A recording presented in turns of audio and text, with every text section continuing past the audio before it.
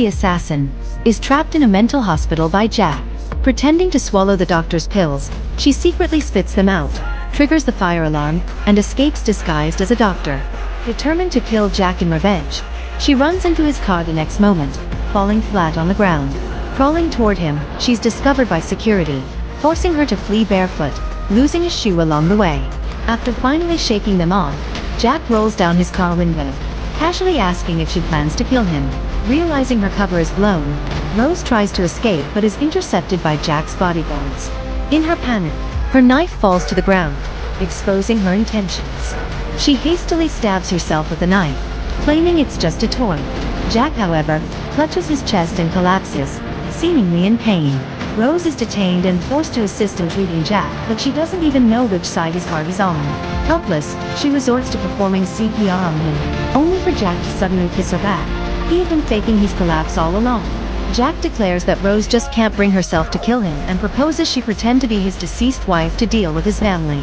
Seeing a chance to get close enough to kill him, Rose quickly agrees. Jack notices her bare feet, scoops her up, and chastises her for not even being able to keep her shoes on. Rose retorts that it's his fault for chasing her in the first place. Upon arriving at Jack's home, Rose is shocked to find a wedding photo of herself and Jack hanging in the living room. Confused and overwhelmed, she faints. When she wakes, Jack explains that she bears a striking resemblance to his late wife, and might have mistaken herself for the woman in the photo. He hands her a pill identical to the ones from the mental hospital, raising her suspicions further. She knows she's not insane. What kind of scheme is this? Enraged, Rose resolves to strike first and kill Jack. However, Jack immediately notices the drug she tries to slip into his tea. Cornered, Rose denies it, only for Jack to point out the visible powder floating on the surface. He demands she take a sip, and when another man present tries to intervene, Jack warns him to stay out of it. The man, provoked, gets into an argument, giving Rose the chance to throw the tea at him. This leads to a scuffle, which Jack ends with a single punch. Rose grows suspicious of Jack's motives. Why defend her against someone acting on his behalf? Later that night, Rose sneaks into Jack's room and ties him up with a red ribbon. Just as she finishes tying his legs, the lights come on, and Jack pulls her into an embrace, asking what she's up to. Rose tightens the ribbon around his neck, declaring she's going to strangle him, but Jack easily breaks free and pins her to the bed. Their close proximity leaves Rose momentarily stunned. Jack teasingly asks if she wants to play a bondage game, enraging Rose, who storms out to fetch a knife. Before she can act, she finds a marriage certificate bearing her name and Jack's. Distraught, she faints again. Jack carries her back to her room. When she regains consciousness, Jack asks if she remembers him. Rose responds that, of course, she does. He's her assassination target. Jack offers a bitter smile. Determined to see her plan through, Rose bursts into Jack's bathroom, knife in hand, only to freeze at the sight of him naked. Flustered, she drops the knife and covers her eyes. A startled Jack quickly dresses but earns a slap and the title of pervert for not locking the door. Irritated, Jack pins Rose against the bathroom wall, but a phone call interrupts them, allowing Rose to escape. She encounters Jack's brother, Jason, who hands her a note reading, "Beware of Jack." This deepens her suspicion that Jack is up to no good. While handling her knife, Rose accidentally cuts herself, prompting Jack to tenderly treat her wound. He insists on taking over the cooking and prepares a feast for her. Though determined not to be swayed, Rose can't resist his cooking. Internally, she vows to kill him after eating.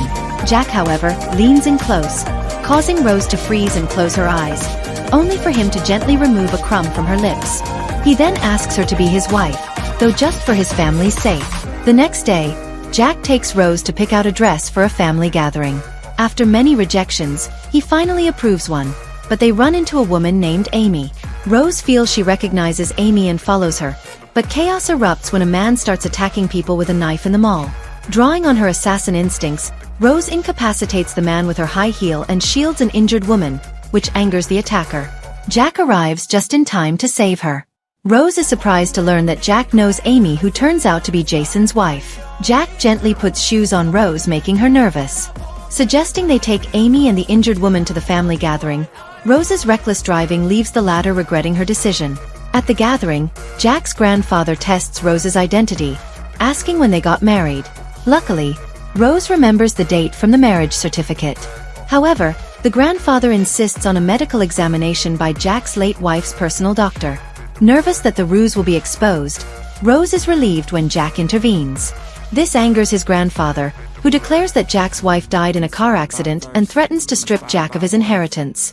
Surprisingly, the doctor confirms that Rose is indeed Jack's wife, clearly bribed by Jack. Furious, the grandfather storms off. Later, the woman Rose saved offers her a drink in gratitude and suggests she serve one to Jack. However, Rose gives the drink to Jason instead, who collapses moments later. Unbeknownst to her, the woman had spiked the drink, intending it for Jack. Rose, too, falls unconscious, the drug affecting her. Overheated, she nuzzles against Jack, who tries to cool her down with air conditioning. She points to his lips instead, claiming they're cooler, and kisses him. Jack remarks that she initiated it and shouldn't blame him later, before passionately kissing her back. Meanwhile, Jason is seduced by the scheming woman, who attempts to blackmail him with compromising photos, only to meet a grim fate at Jason's hands. When Rose woke up, she was deeply regretful of her wild behavior the previous night. As she tried to sneak away, Jack pulled her back into his arms. Rose quickly stopped him, reminding him that she was only pretending to be his wife and that they should forget everything that happened. Jack's face showed a hint of disappointment. Later, Jason approached Rose and told her he would take her to meet Jack's real wife. Behind a tightly closed door, a crazed woman suddenly rushed out. Jason revealed that this mad woman was Jack's wife, driven to insanity by Jack, who had then faked her death for the public. He warned Rose that if she didn't kill Jack, she would end up just like the mad woman. Shaken by this revelation, Rose attempted to strangle Jack while he was driving by wrapping a belt around his neck. However, she clumsily ended up fastening it across his face instead. Amused, Jack asked if this was another one of her bondage games. Embarrassed, Rose awkwardly explained that she was just trying to secure his seatbelt. Deep down, however, she knew she had wanted to kill him but had failed, because she seemed to have fallen for him. Sensing Rose's unease, Jack grew angry and demanded to know what was wrong. Torn between reason and emotion, Rose couldn't hold back her tears. Jack, mistaking her tears as a reaction to his anger, softened and apologized for being too harsh. Rose then confided in him about everything Jason had shown and told her. Jack, however, dismissed Jason's claims as lies, urging her to reflect on his actions instead of blindly trusting others. Taking time to think, Rose realized that Jack's behavior over the past few days didn't align with that of a villain. Gradually, her doubts subsided, and she found herself letting go of her suspicions. That night, Rose mistakes Jack for a burglar and prepares to attack him with her shoe, only to find him drinking alone. She boldly joins him but quickly becomes drunk, babbling incoherently. To distract her, Jack performs a magic trick, producing a candy in her favorite flavor. Delighted, Rose asks how he knew her favorite candy.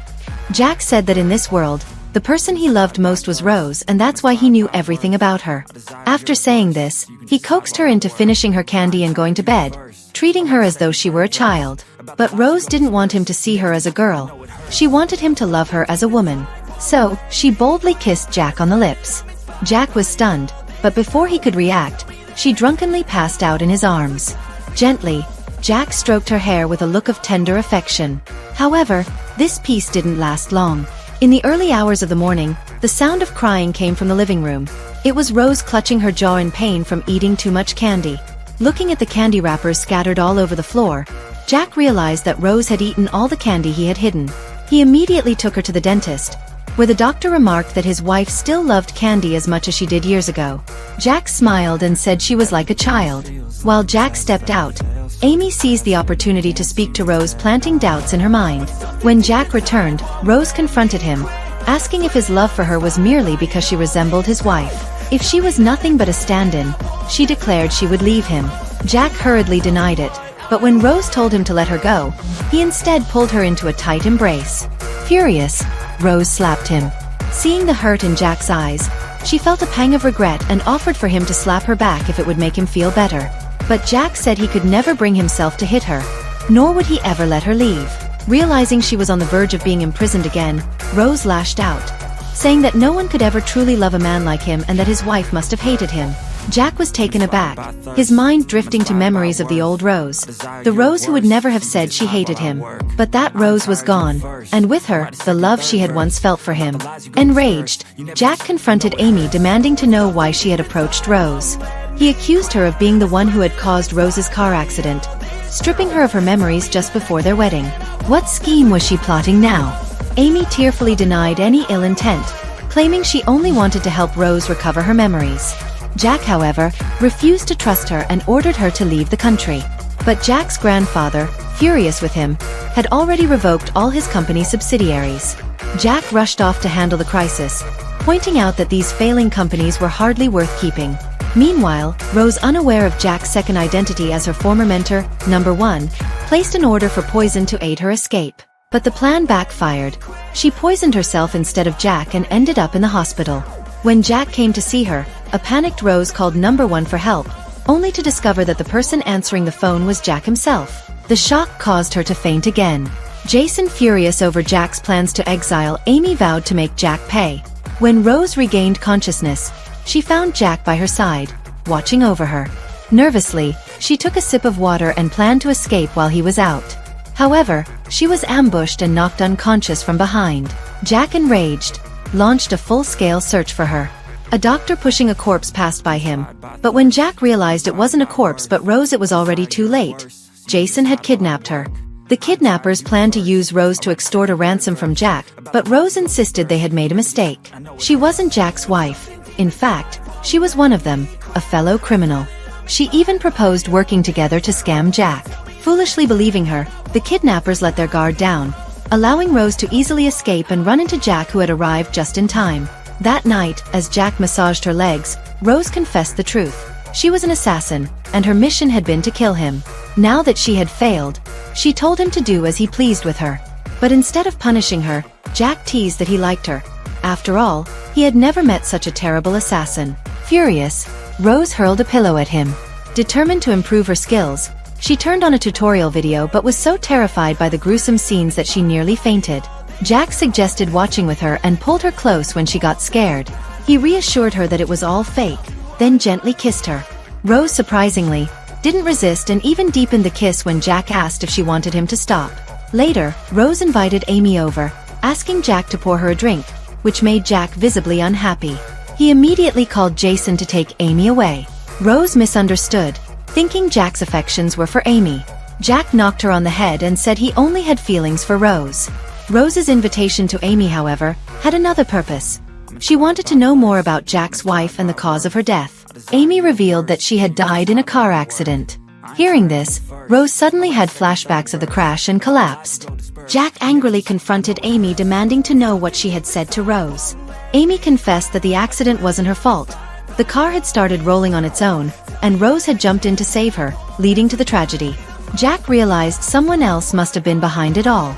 Rose overheard part of the conversation and confronted Jack, demanding to know how long he planned to keep secrets from her. Jack assumed she had learned the truth and prepared to explain everything, but Rose's real concern was about his relationship with Amy. Jack face-bombed as Amy quickly clarified that there was nothing between them. Angrily, Rose stormed back to her room, only to be stopped by Jack, who called out and calmly reminded her that she had entered the wrong room. Furious, Rose returned to her own room but immediately ran back out and threw herself into Jack's arms, trembling as she confessed that there was a ghost in her room. Jack chuckled and accompanied her back inside to investigate. Putting on a show, he pretended to check the window and subtly signaled for his men, who had been outside, to quietly leave. Knowing that Rose was terrified of ghosts, Jack watched as her fear overrode her anger.